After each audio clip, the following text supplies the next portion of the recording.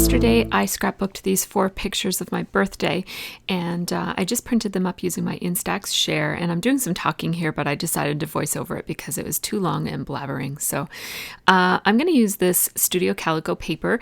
It is called Tomorrow, and I'm pretty sure it's exclusive to a kit. A friend of mine gave it to me along with a few other things from Studio Calico, and I really love it, and I think it picks up on the blue in that lighthouse picture. Then the other thing I have here are my red papers. There was one piece of orange just because it came out at the same time as the red, and I happen to really like it, so I'm going to hang on to that. That's that orange piece. It's from Cosmo Cricket, I think. It's very old, obviously. But I'm looking for some reds that will pick up on some of the spots of red in the photos. And this first one is very graphical and kind of organized and orderly. And the other one is just a little bit more playful. It's almost the exact same pattern, but one is distressed and the other one is very kind of not distressed. I'm just having a quick look at some of the other red papers in my stash here under my red tab. So I do keep most of my papers by manufacturer, but when I have, and by collection, but when I have some papers that don't go in a collection, like if I only bought 1 or 2 of that paper, or if I got it in a kit, then I store them by color. Now what I have here is my drawer of red scraps. And so I'm just looking for some other options for red. I'm not sure. I don't think I'm going to use any of these, but I like to have a little assortment to pick from. And I wanted something kind of graphical. So I picked that chevron or zigzag. Now this is my blue drawer of scraps, and I really love the sky because there's so much sky in all of these pictures. I thought the sky paper, and that's from Maggie Holmes from Crepe Paper. And I also, this chevron also really spoke to me. And I love this paper because it reminds me of the sea, and these photos were taken by the sea. I'm not going to take that navy blue because I already have a navy blue with text on it. And once I get to the bottom, those are very, very old scraps, like probably from 2010 or something. So old for me because I've only been scrapping since 2009. Now this is my multicolor scrap bin. And I'm looking for a paper here that will pick up on some of the other colors that are in. So far I've only picked single color papers. So I want a multicolor paper that will include some of the colors that are in the papers that I've picked. So I have those stripes, 2 different options for stripes, and then I have that hexagon shape pattern. I think this hexagon is from Simple Stories. And one of those diagonal stripes is from Crepe Paper by the looks of it, and I don't know what the other one is from. So here I go. I've got, I'm purging down my scraps at this point. So I can't remember what I'm saying here, but I'm trying to get a combination of florals and graphicals, not florals, but kind of, I guess, soft and organic, I guess, shapes versus some geometric type of shapes. And I have another option there for sky in case I need it. I'm going to go with the Maggie Holmes, but I just have that for backup. Now those diagonal stripes over there, the Crepe Paper diagonal stripes that are right under the paper that I'm looking through, this is just my current paper. And by current, you'll notice that these are not current by anyone else's standards, but they're current by my standard. These are things that I don't want to get lost in my stash. So regardless of color or manufacturer, these are some of my favorite papers from lately. And so that's what that was. And I picked out that kind of sunburst type of pattern in yellow that I thought might make a good background paper, but whoa, that's going to be way too bright and colorful. So I'm not going to actually do that. But and then the other one that I picked out was a paper by Crepe Paper, but I'm not going to use that. So I put it aside. You can't see it right now. So I'm not entirely sure where I'm at right now. I think I'm just browsing through my paper, and let's see what I'm going to come back with. It's the Maggie Holmes collection from Crepe Paper, the original Maggie Holmes. And I bought this paper pack when it first came out, and I'm still working my way through it. I've used it a lot, and I'm about ready to take it out of my stash at this point. But I thought that I might be able to use some of these elements. It turns out I don't think I'm going to. No, I'm not going to. But I pulled them out just in case. I liked how bright they were, and they were similar colors to some of the colors that I have picked out here. So I'm going to start by matting these photos on this sky paper, and I had to mat them over to the side. The paper isn't cut smoothly, so I just put them over here to the side, and I'm going to just ignore the fact that the top of this paper is not cut smoothly. It has a bit of a dip in it, or I guess it's the opposite of a dip. It has a little bit of a point to it, but I actually kind of like that. It adds a little bit of interest. You can't really notice it in the final product. Now I'm outlining using my 0.05 micron pen, and I'm just going to attach these using my ATG. Just like so. And then I just grabbed my little box that I keep my paper clips in, and I'm just picking out a couple of different clips here. I have this I Heart This clip. I think that's from Freckled Fawn. And then I also have this little arrow clip, and I can't remember where that's from. I think somebody gave it to me. So I'm actually not going to use the I Heart This because it's going to eventually be too busy, but for now it's going to stay there. And I'm just going to layer this navy blue paper as a larger background paper that's going to go behind and underneath of the clouds. And at this point, I'm pretty sure that I'm not going to use that yellow background, but I'm sticking with it anyways, just more as a placeholder. I can't quite decide what color, what paper I am going to use. So while I think about that, I'm just going to sort out how these layers are going to go. So I have this band of red paper. It's got kind of like a coralish, kind of orangey red look to it. And I'm liking how that's looking, and I'm trying to think about now where am I going to bring in some of these multicolored prints, because as I mentioned, so far I've just got big solid color patterns going on. And I know I want to use these rubber alphas from Studio Calico that my friend gave me, and I really love them, and I think they'll make a perfect birthday title. So I'm just going to experiment with different kinds of background papers. I've got my ledger and wood grain paper pile out, and I'm just looking through for some neutral-ish kind of paper.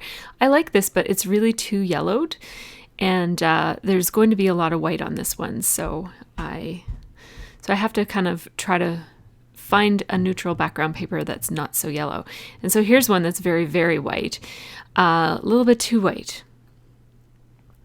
So there's too much of a contrast between the navy blue, and also some of the other papers are very kind of dingy, or they've got a distressed, dirty look to them. And so the white just wasn't working with that. But what I thought I might do here is mat it. And then I thought I'm going to reverse mat it. This is something I used to do back in my earlier days of scrapbooking. I call this reverse matting. I don't know if that's it's just my made up term, but it's just what I think of. It's sort of like instead of the mat being underneath of your paper, the mat is going to be over my paper. So instead of cutting down the gray paper, I am going to cut these strips of the white paper, and then I'm going to lay these strips on all four sides, and I'm ripping them a little bit off center so that they're not completely straight strips. I'm just going to take the manufacturer's strip off of this awesome background paper. It's by Tim and Beck. I ordered it quite some time ago at Studio Calico. There was a whole set of it. It's just the same pattern, but with all different colored papers. So I'm sorry if you can hear the vacuum cleaner. I'm going to power on and narrate anyways. So I'm just, I'm adhering these strips so that the straight edge that I cut with my trimmer is on the outside and the torn edge is on the inside. And I'm just going to adhere them all down like a puzzle so that it makes a complete border all the way around my page.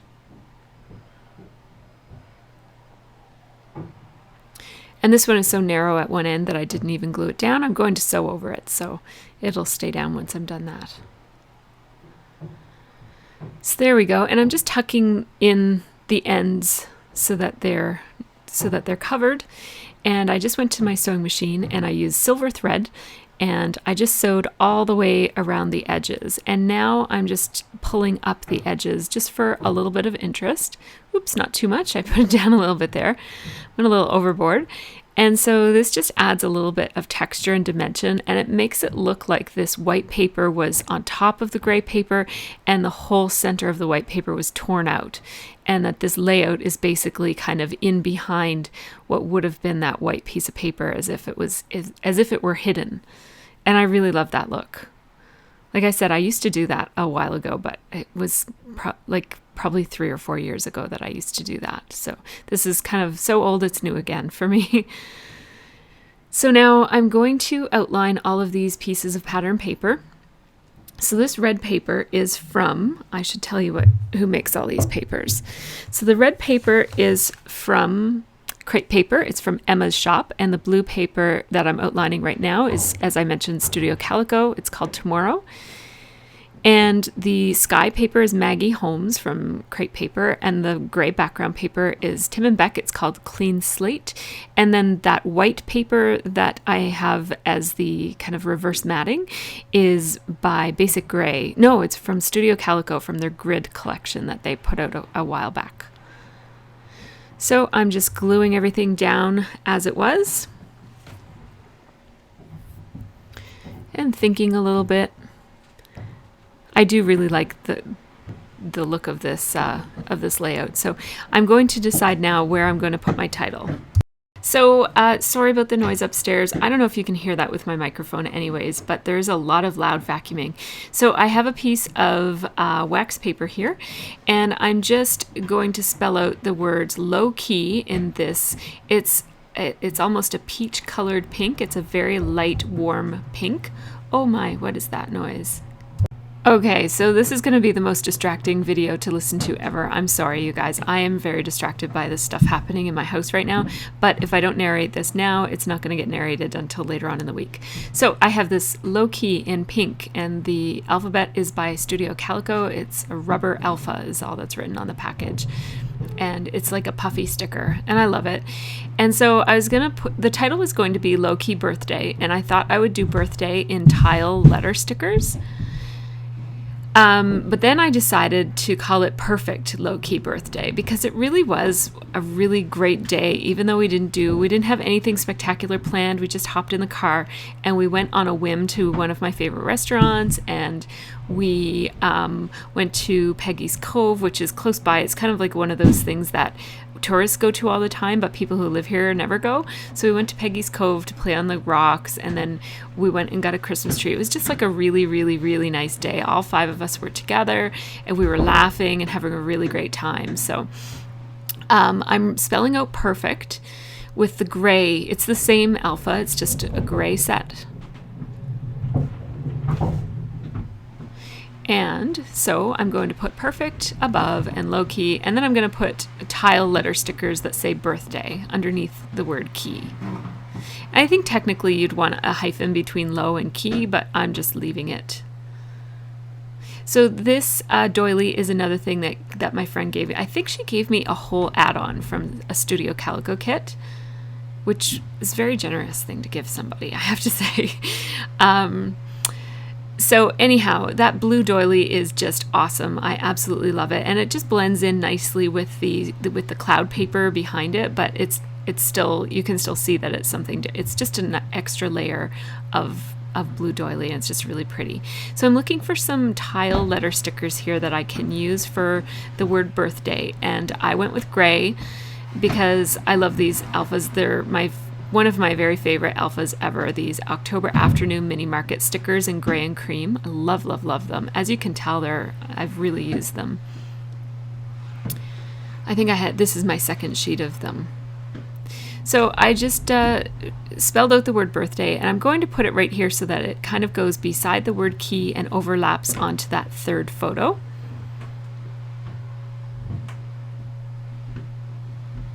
This is going to be a good test of this microphone. You can change the settings of this microphone so that it picks up less of the background noise, but I haven't done that because I wasn't expecting huge amounts of vacuuming to be happening while I was doing this.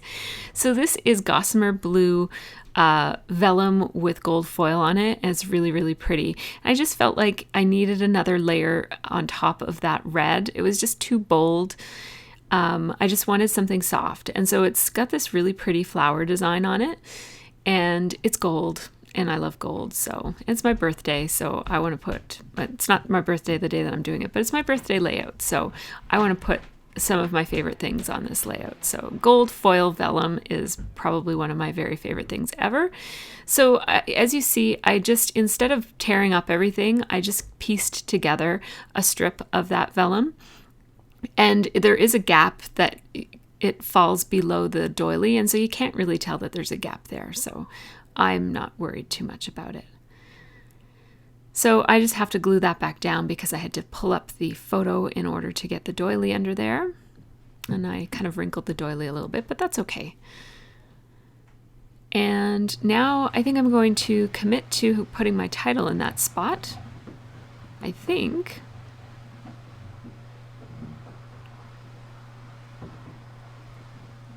Not yet, that's right. I kind of felt like it needed something else soft. It needed to be prettier. So I got this, what is this called? Seam binding ribbon? I forget what it's called. It might be seam binding. Anyhow, I had some of this. It's really super soft, satiny type of see-through gauzy ribbon.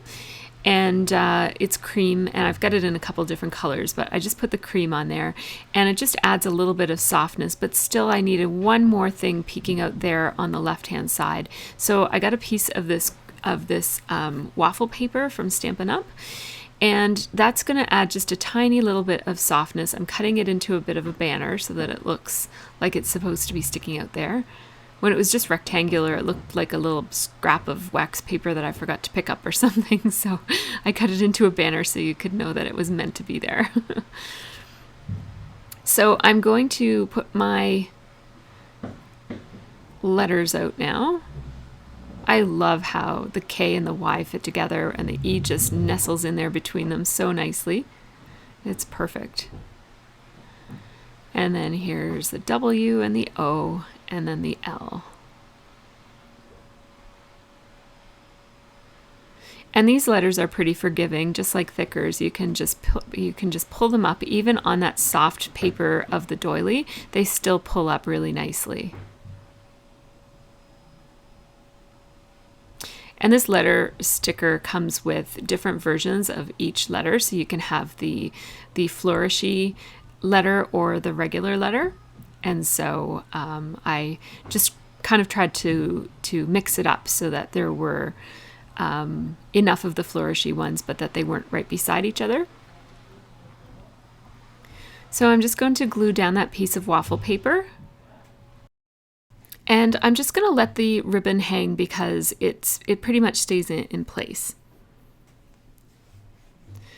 So now I have to think about what kind of embellishments I want to use on this, and I'm also mindful of the fact that I haven't yet used those patterns. I forgot to mention that I just used my tiny attacher over there on the right-hand side to attach that ribbon, and I just wrapped it around to the back side of the paper.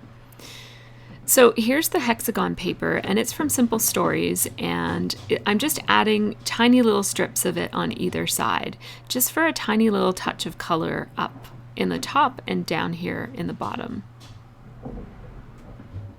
And it's not quite enough, so I'm also going to take a piece of this other striped paper, and I'm just cutting it so that you can see more of the colors by cutting it crosswise like that. And I'm just going to layer that in behind the other patterned paper. It just gives a hit of color and interest. I think the layout looked fine without these touches, but I was really wanting to get a little bit more color on there.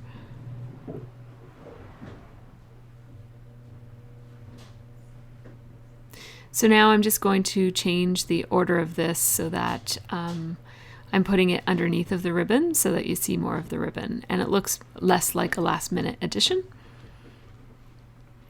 So now this is a little container of embellishments that I have. Most of these embellishments are from Freckled Fawn. I don't subscribe to their kit, but I do occasionally, well, often I guess, buy one of their kits. And then that turquoise bow there, or teal colored bow, is a felt bow that I made with a Studio Calico die. I did do a video about making bows, and that's what that's from. Thought about doing a geotag up there to point to the sign. It says Finer Diner in the background, and that's one of my favorite restaurants. So I kind of thought about drawing attention to that, but I decided not to. Now this resin frame is from one of the Freckled Fawn Oh Dear Me kits. They're just embellishment kits, and they're really a nice way to kind of add some additional one-of-a-kind or unique little embellishments to your stash. And so I've been getting them for that because I really love the little embellishments, but I don't necessarily need like a whole package of 8 or 10 different frames. The kit just came with 2 frames, and so that's more something that I could work with and actually use up. So I'm layering the bow that I made on another video with that. It looks kind of like a hot pink reddish. I can't quite tell. I guess maybe it's raspberry. And these 2 elements, the bow and the frame, are quite a bit darker than everything else on the layout, with the exception maybe of that navy blue paper. And the reason that I chose those, and I'm not putting any other elements that are those colors anywhere, but the reason that I chose those was that photo also has more vibrant colors than the other pictures. And so I just kind of wanted to emphasize that really, really dark blue sky and draw your attention to that photo. It's my favorite photo of the 4 that are there. And so I think having those pops of color there will help draw your eye to that one photo. I just used a Dear Lizzie roller date stamp to stamp the date down on that part of the pre-printed paper. And then I went over to my typewriter and I took the middle part of that paper that I cut apart. That is the same paper that's on the reverse matting around the outside edges of the layout. And I just took it to my typewriter and made a couple of captions for these photos. I'm going to staple this one on, which so far I haven't noticed that stapling affects Instaxes. I've been using my Instax camera for probably 3 or 4 years, and I haven't noticed that using a staple on it affects the photo at all. So I just used my 2-way zig glue pen to attach that other caption. And now this is a resin plus sign. It's also from Freckled Fawn. I think it's from another Freckled Fawn kit. And I'm just using glossy accents to glue that in place. And each of these captions, I'm just cutting out a little fishtail banner. And on this one, I'm going to cut 2 because I'm going to end up sticking that over on the right-hand side. So I needed the fishtail to be on the left-hand side. So I'm just going to glue it in place like that. And I love that bottom right photo. It just has Olivia's eyeball showing, and there's a little tiny part of all of us showing in that photo, and Olivia is just her eyeball, so that's kind of funny. I did my journaling, and the bow tie almost covers her eyeball, but not quite, so it's kind of peeking out behind the bow tie. So I did my journaling just ahead of time so that I wouldn't make any spelling mistakes or forget what I was trying to say. And then I'm using my Chamel gray pen, which is one of my favorite journaling pens, just to rewrite it here in this space on the cloud paper. And it says, we didn't have anything specific planned for my 42nd birthday, but it ended up being one of the most fun, laid back, and relaxing birthdays of all. Just hanging out and driving around with the fam. It was and then perfect low-key birthday. So I can't remember if I do anything else. Oh yes, I do one more thing. So these are more Freckled Fawn embellishments. These are puffy stickers. And this little camera is speaking to me, and there's this little tiny gap between the W and the photo. So I just decided to put that cute little sticker right there. And I'm just looking at my layout now, and I don't see anything else. I'm just writing that down. And I think that that's it. So, and I just wanted to make sure that that got glued down appropriately. putting away all of my embellishments. And that's a wrap on this one. So stay tuned. I'll put on some music and you can have a look at the close-ups, and there's some photos at the end as well. Oh no, wait a second. I'm going to do some misting. So here's the close-ups. And I just decide that even though there's white around the edges and then there's white on the photos, like around the frames of the Instax photos themselves, I just felt like I needed a little bit more white elsewhere on the layout, and so I decided to do some misting here. Just gonna mask it off with this piece of wax paper and also this little thing that my daughter was working on. It was one of her leftovers. It's not her good artwork or anything. And then that just puts a little bit more white besides the white around the edges and on the Instax photos. So again, take care everybody and have a really great scrappy week. Have a look at the close-ups at the end.